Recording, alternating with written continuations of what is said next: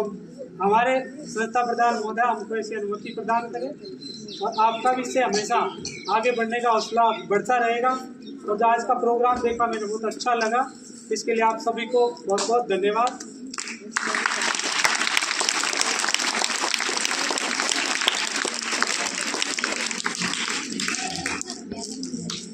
धन्यवाद प्यारे बच्चों, सभी स्टाफ साथी। आज जैसा कि संविधान दिवस पर जो हमारी क्विज प्रतियोगिता हुई उसके रिजल्ट बताए गए। आपको 2 दिन पहले पता भी चल गया, चस्पा कर दिए गए थे नोटिस बोर्ड पर।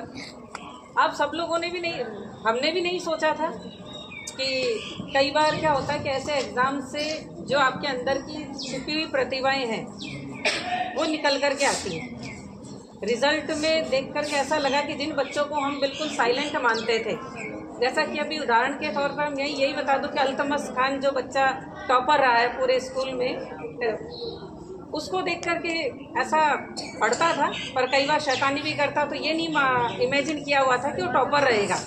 कई हमारे बच्चे दिमाग में बैठे हुए थे कि ये बच्चे अच्छे हैं पढ़ने में, ये बच्चे अच्छे हैं, पर ऐसी क्विज प्रतियोगिताओं से, ऐसे कंपटीशन से कई बच्चे जो अपनी एक्टिविटी को, अपनी एबिलिटी को सहज भाव में ही सामने नहीं ला पाते हैं, वो ऐसी जगह अपना प्रदर्शन अच्छा कर देते हैं। तो इन एक्टिविटीज़ के माध्यम से, ऐसे क्विज के माध्यम से हम सभी स्टाफ साथी यही चाहते हैं कि आप में जितने भी जानकारी है, आप में जितनी भी अच्छी चीज़ें हैं या जो भी आप सीख रहे हैं वो कैसे भी आपकी बाहर निकले।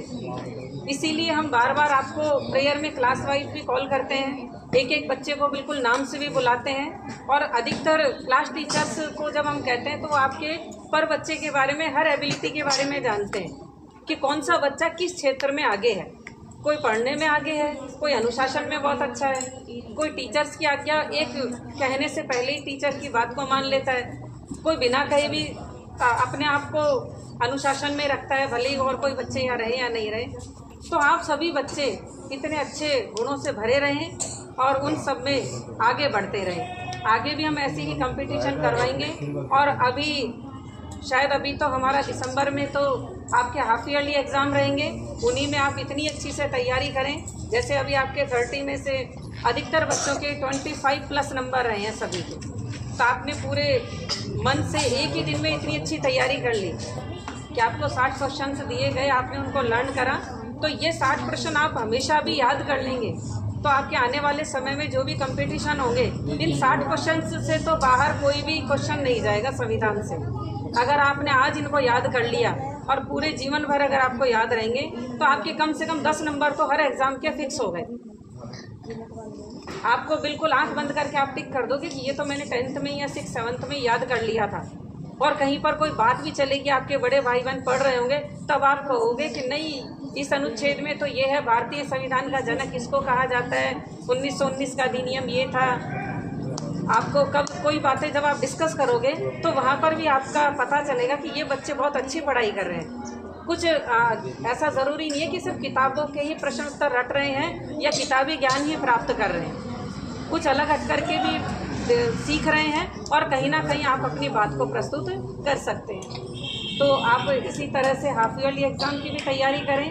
और हम कब बनाएंगे विवेकानंद जयंती का प्रवासी 12 जनवरी को, और आप युवा दिवस, और उसमें विवेकानंद कैरियर डे मनाएंगे ना, विवेकानंद जयंती उसी दिन मनाएंगे। तो आप आज से ही विवेकानंद जी के ऊपर भी टॉपिक्स तैयार करें, उन पे पढ़ाई करना शुरू कर दें। तो ऐसा ही क्विज हम तब लेंगे तो तब भी आपको अच्छे इनाम दिए जाएंगे, जो टॉपर्स रहेंगे, जो विनर्स रहेंगे। हो सकता है संविधान के लिए आपको पर्याप्त समय नहीं मिला हो, और इस बार हम 2 पेपर बनाएंगे, 1 से 5 के लिए अलग बनाएंगे और 6 से 10 के लिए अलग बनाएंगे। फर्स्ट तो चलो नहीं कर पाएगी, तो 3rd 4th 5th को भी इस बार कंपटीशन में पार्टिसिपेट कराएंगे, तो उनके जो विनर आएंगे उनको भी इनाम मिलेगा। तो आप लोग भी तैयारी करें और अपने टीचर्स से पूछें कि हम और क्या अच्छा कर सकते हैं। और अपने आप को बेटर कैसे प्रस्तुत कर सकते हैं सभी के सामने, तो आप और भी आगे बढ़ेंगे। और इसी में इस कार्य में आप सभी को, अपने स्टाफ साथियों का, सभी गुरुजनों का बहुत सहयोग है। आप इनसे बार बार सहयोग लें, इनसे पूछे बार बार कि मैं और क्या अच्छा कर सकता हूँ।